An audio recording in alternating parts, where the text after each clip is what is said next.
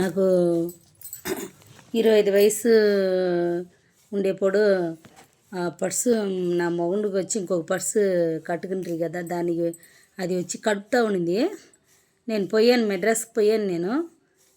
నేను ఈయన పిలిచిరిసేరా నన్ను వచ్చి తోడుకుని పోని చెప్పి నేను పోయాను. అబోదు వినాయక చవితి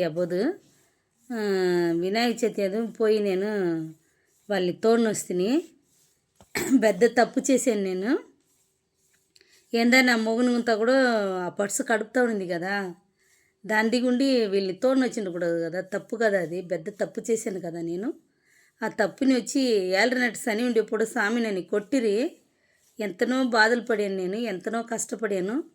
అది మరి వచ్చి నిండా కష్టపడాను. నేను ఓరుంతలో వచ్చి దేవుళ్ళు వచ్చి కొడతారు, ఆదరిస్తారు, చూస్తారు. మన మంచులంతా కొట్టేదానికి మనకు అధికారం లేదు. మన ఓరు కొట్టకూడదు. దేవుళ్ళు వచ్చి వాళ్ళు వచ్చి తీర్మానం చేస్తారు అందరికీ వచ్చి.